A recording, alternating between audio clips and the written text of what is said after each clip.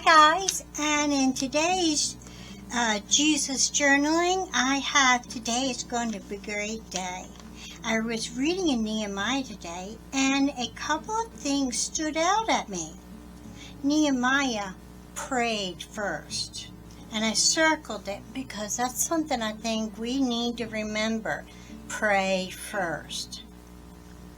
Then spoke to the king, because the king noticed Nehemiah was visibly sad.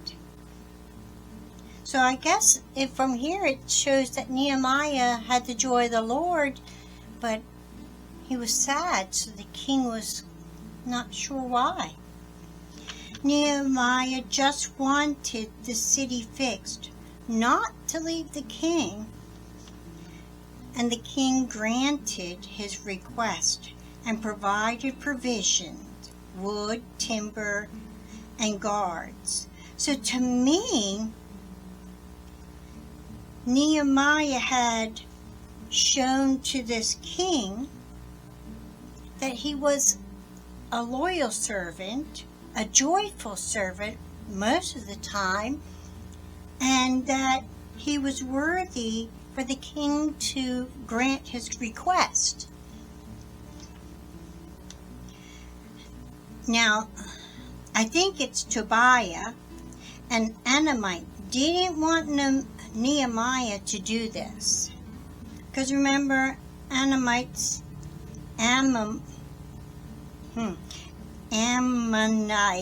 I'll try to pronounce it that way so I don't mess it up, weren't for the Lord and the Lord's work. They were against it. In chapter 2, verse 18, it says, now this isn't the whole verse, because you can see ...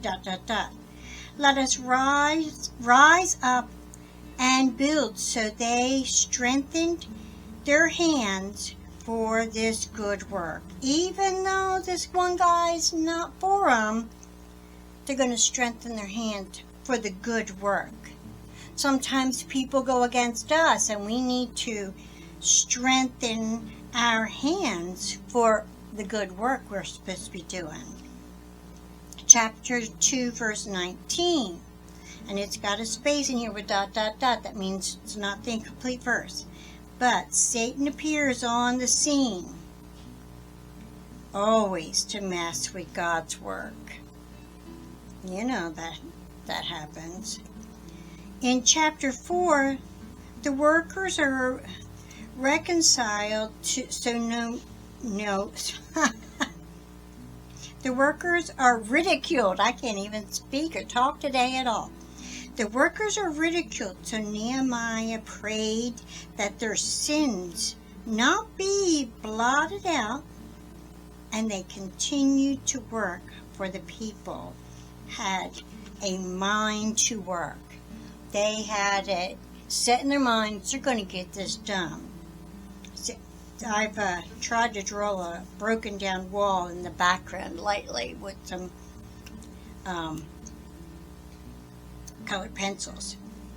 And then here it says, their enemies came to fight against them, but they prayed. Pray first and continue to pray. Chapter 4, verse 20. Our God shall fight for us. And we need to remember that. Pray first. Pray during the whole thing that's going on, and keep God in the front of the battle. Not as an afterthought, but in the front. Take care of it. He's proven that to me over and over and over again. And my own little note down at the bottom is, when we work for the Lord, pray first and know you will be attacked, but pray and go and do it and go on. I guess go on with yourself. But that was a very strong thing that I thought a lot of us needed to think about, because a lot of times the Lord puts a job and he says, here you go. Like with me, he says, here you go, Donna.